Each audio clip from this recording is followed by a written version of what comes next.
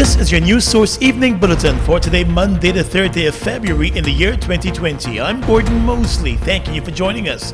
Here is what we're tracking tonight. At a meeting with the senior and junior ministers of social protection and the chief labor officer, executives of the RUSAL Bauxite Company today announced the termination of 326 employees, including those who were laid off previously. The announcement came towards the end of the more than 2-hour meeting, forcing Minister of Social Protection Amna Ali and the Minister responsible for Labor Keith Scott to remark that it is clear RUSAL did not attend the meeting to seek an end to the impasse with the workers. No, you terminated 300 plus. Have you given us the requisite notification? Have you done that? You come in this morning and said 300 go home. But there's no notice to us. Because it's an emergency situation. There's no Unlawful No, there's blockade of the emergency. river. Where's the word? It is disrespect. And it's also this is election time. This is a political No, election. it's not respect of foreign investors to block the river, and Marat police are When doing you choose nothing. your timing, boss. But this is a Unbelievable. political situation. I worked in many countries, I never saw Anyways, blocking the river. Minister Scott said there was no notice given to the Labor Department that the company was moving to terminate the workers. The RUSAL company officials also informed the government that they had not informed the union either. Minister Scott said the company's position is unacceptable. No, I want that have you notified the union? That's what I want to know. Have you done that? Профсоюзу сообщали об этом, нет? Нет, No. нет, мы... Because union is No, coordinating this unlawful river blockade. It's unbelievable how foreign investor can work in a country when communication are No, blocked. we told unions that it was wrong to... We were cornered. So you cannot say that we have not said what is correct at any stage. We are telling right now that you have erred again and it's illegal to send home people without letting us know and without letting the The union. situation is not adequate. It is. Our position. an illegal Why they send to us? blockade. Why did you not send to us? You're round table now. Why did you not send to us properly? Those things is what I will never accept. We are therefore demanding the immediate statement of all three of them. RUSAL's representative Vladimir Permakov said the situation was an emergency, but the government officials did not buy that excuse. Because no shareholder wants to lose money, you know, even before. Yes, Mr. Vladimir, before- so are you saying if there is that economic reasons. you are putting an end to mining of bauxite in Guyana? You are putting an end to your company? We plan. Well, if you are not, then To there go is room for discussion. If you are not, there is room for discussion. Если нет, то также есть место для обсуждения. As I understand, Как я понимаю, our refineries, they don't need critically Guyana bauxite. Absolutely. But we want not to Hold on. not to close. You are not To wait for better your times. position as to whether you need bauxite from Guyana or not Yeah. has nothing to do with your function. The mere fact that you continue to function under all kind of conditions, we can't convince people like us that you don't need them. You do need it. No, That's why you keep working all the time.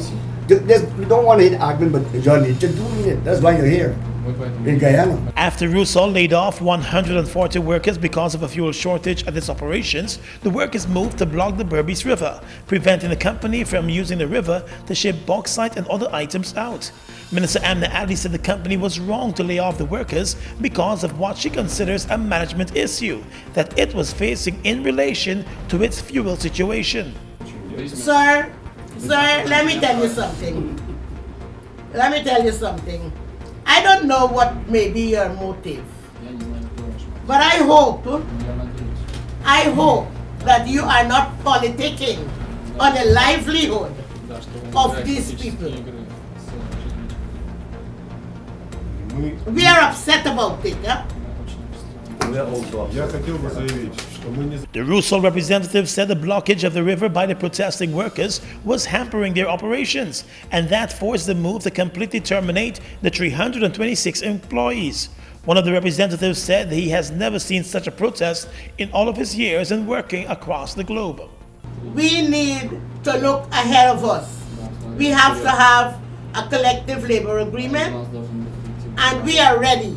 The RUSAL representatives have denied any political involvement by the company or its officials. Minister Ali said it is the government's position that the workers should all be reinstated. A meeting has been scheduled between the RUSAL company and the chief labor officer for Wednesday. Tired of long lines? Register with MyGTT at mygtt.co.gy. That's mygtt.co.gy to view and pay your bills from anywhere. Enter to win an Amazon gift card worth $25 or a bounty voucher worth 5,000 Guyana dollars when you sign up today. GTT, do more. Fuel it up and drive, Super 95. Tune up, fuel it up and drive, Super 95. Tune up. Protect your fuel system, boy. High mileage and performance, boy. Guyana Super 95 gasoline gives you more reasons to drive and is available at 56 service stations nationwide. For affordable price, high performance, and high mileage, choose Guyana's Super 95 gasoline. Fuel it up and drive.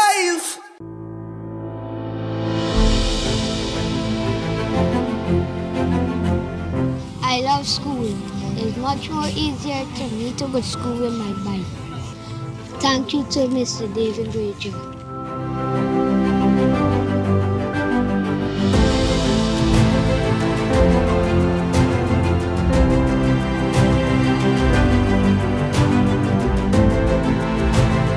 Free transportation for school kids and also secure a job for myself and hope for our future generation.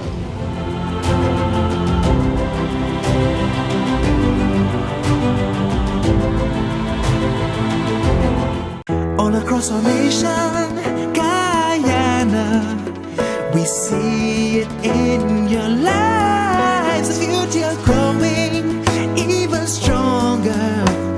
GBTI, all eyes on Guyana skies as the voices of our people rise. Singing GBTI, Guyana's pride is in your eyes. GBTI, we see Guyana through your eyes.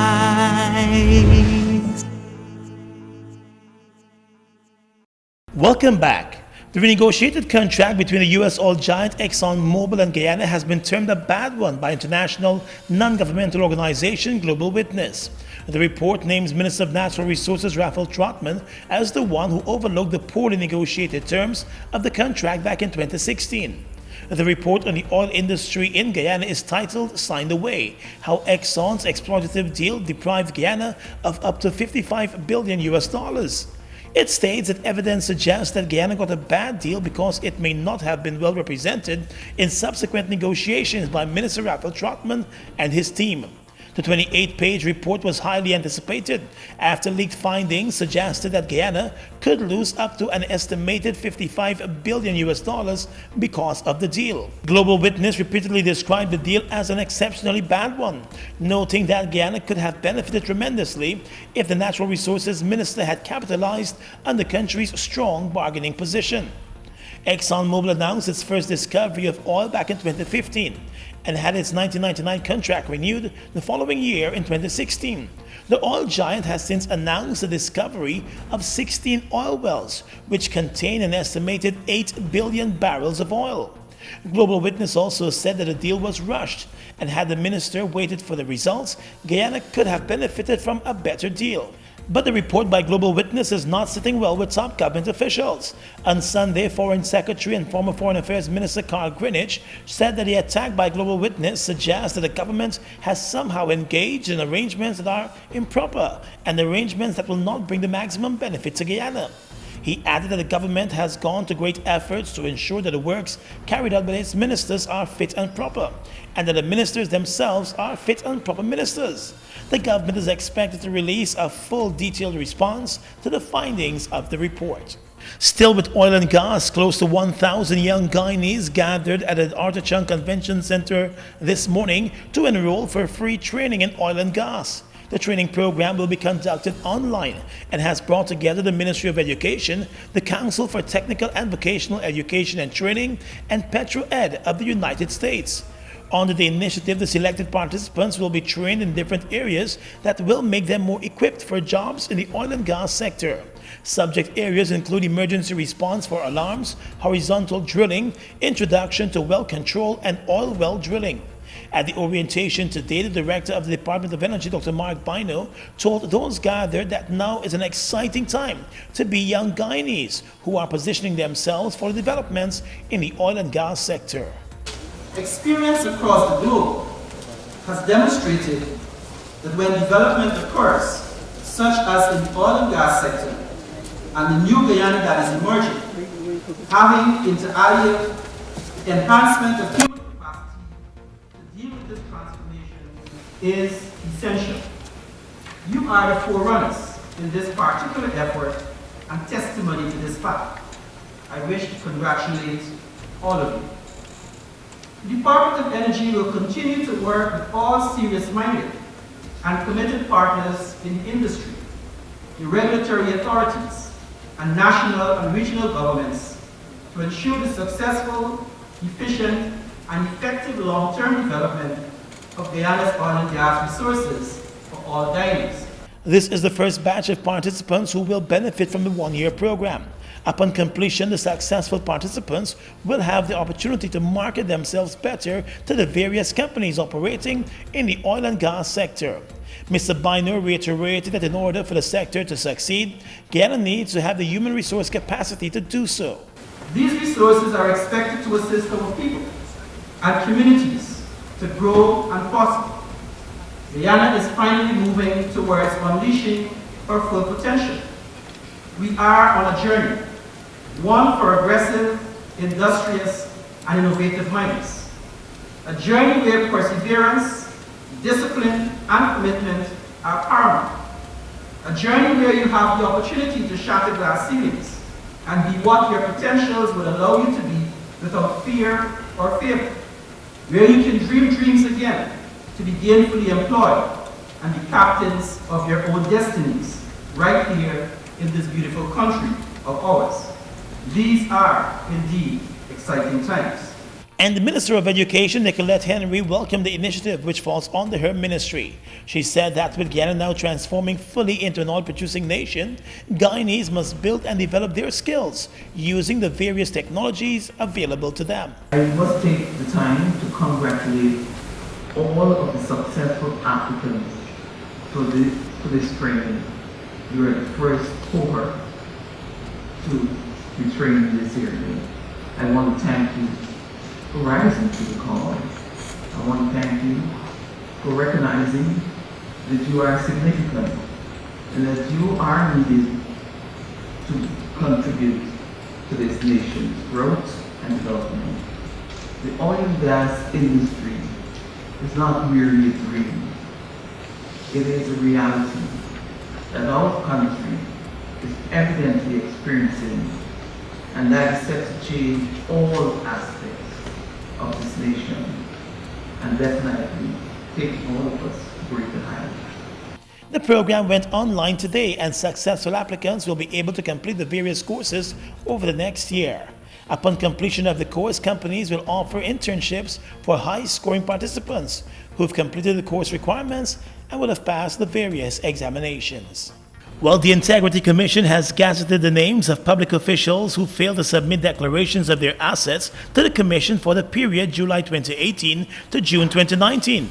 The Speaker of the National Assembly and the Clerk of the Assembly and a number of government ministers and members of Parliament are among the names of more than 50 public officials listed by the Integrity Commission in the official gazette as having failed to declare their assets for the period. However, since the information has been made public, a number of government ministers listed have stepped forward to indicate that they have submitted their assets. Government ministers Dr. Karen Cummings, Simona Brooms, and Tabitha Sarabohali have all indicated that they had submitted their declarations.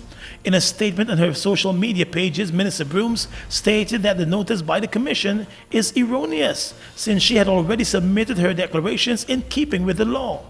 Minister Tabitha Sarabu-Halley, in a Facebook post, said her documents were submitted to the Integrity Commission on the 31st of January. She became a government minister in April 2019, 2 months before the deadline for the submission period that she was named in. Among the other government ministers listed in default are the Attorney General Basil Williams, Minister of Communities Ronald Bolkan, Minister within the Ministry of Communities Annette Ferguson, Minister within the Ministry of Indigenous Peoples Affairs Valerie Garrido-Lowe, and Minister within the Ministry of Agriculture Valerie Patterson-Yearwood. Today, Attorney General Basil Williams said he has also submitted his declarations. But that's premature because I was engaged. With the Commission in terms of ensuring they get all the updated assets, valuation and everything for vehicles, for properties, and different salaries and everything. And therefore, that I knew it wasn't the Commission which made the release. Right. Yeah. But then, that never took into the fact that, into account that they have been engaging you to ensure that you get the proper submission for 2019. Several other holders of public offices are also listed in the official gazette over their failure to make their declarations. Under the Integrity Commission Act, persons holding public offices and positions listed under the Commissions Act should disclose their financial assets and liabilities on or before the 30th of June each year. In the courts, 1 month after the lifeless bodies of a hotel owner and one of his workers were found at his quarantine resort, a 46-year-old farmer appeared in court today to answer to the 2 murder charges. The farmer, Alvin Druyan, appeared before the chief magistrate this morning and was not required to enter a plea to the indictable murder charges. The court heard it between the 19th and 27th of December last year at the Sunsplash Holiday Beach Resort. Druyan murdered the hotel owner, 71-year-old Vikinanda Narpati, and his employee Harry Persada. According to the police, the bodies of the 2 men were found in a decomposed state, with some body parts missing. Blood was found splattered on the wall of a room, giving the impression that the men might have been beaten and chopped to death. The hotel owner, who lived in Canada, was planning to move back to Guyana and renovate his hotel. It had been closed for a number of years. Another suspect is still being grilled and could face charges soon. The number 1 accused, Alvin Druyan, was remanded to jail today. His next court appearance is set for the 12th of February. The voting process.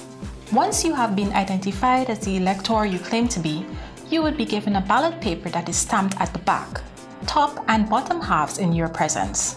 On the ballot paper, provision is made for you to vote twice. Once at the top section where you vote for the party of your choice in the general election, and once at the bottom section where you vote for the party of your choice in the regional election. Make your mark in the box provided on the right of your choice. After you have voted, fold the ballot paper as shown by the election official.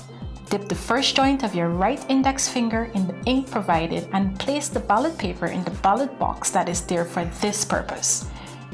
You would then have to peacefully depart the polling station. For more information, contact GCOM on 225-027729, 223-9653, email pro@gcom.org.gy, or visit GCOM's website at www.gcom.org.gy.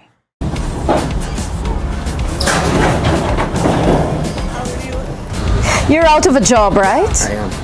How long have you been in construction? What's your experience? Show me how hard you can work. That's it? We'll call you. Sir, I'll be tempted to touch you if you don't step back. Sir, kindly remove from the premises. Sir, you're making me hot. Please remove from the premises. Come on, sir, give me some more. What is that? Give me more. I want more. I want to see that body. You're too sexy for this job. Sir, this job requires muscle power. What do you have? Flexibility. This job requires that you work long hours. Hard hours. Sign me up, I come for this work. Sign me up, I come for it. Boss lady, I come for this work. Sign me up, I come. I'm a public servant.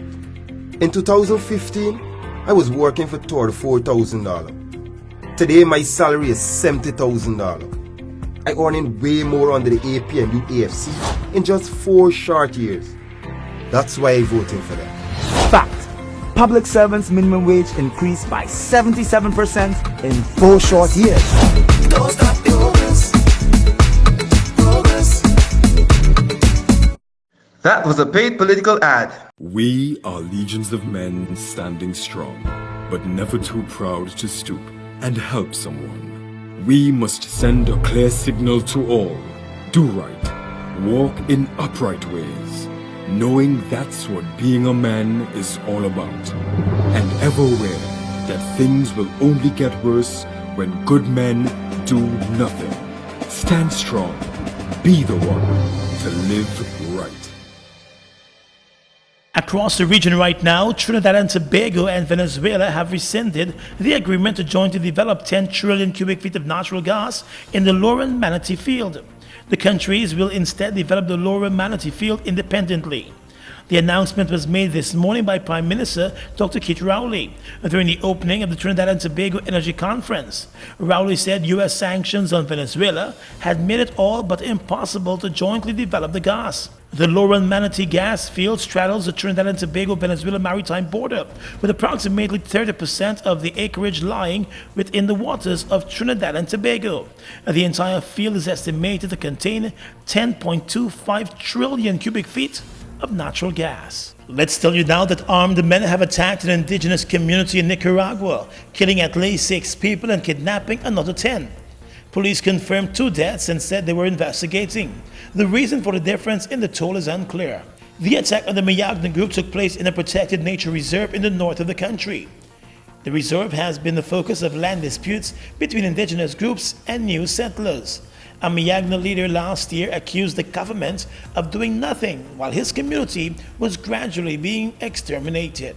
And finally tonight, international news. Malawi's constitutional court has annulled last year's controversial election, which saw President Peter Mutharika being narrowly re-elected. The judge found that there had been widespread irregularities in the May 21 vote. This is the first election to be legally challenged since Malawi's independence in 1964. A new vote will take place within 151 days. There have been regular anti-government protests since the election. The president won a second term in May with 38.6% of the vote, but the opposition candidates all challenged the election results. And that's your News Source Evening Bulletin for tonight. I'm Gordon Mosley reporting.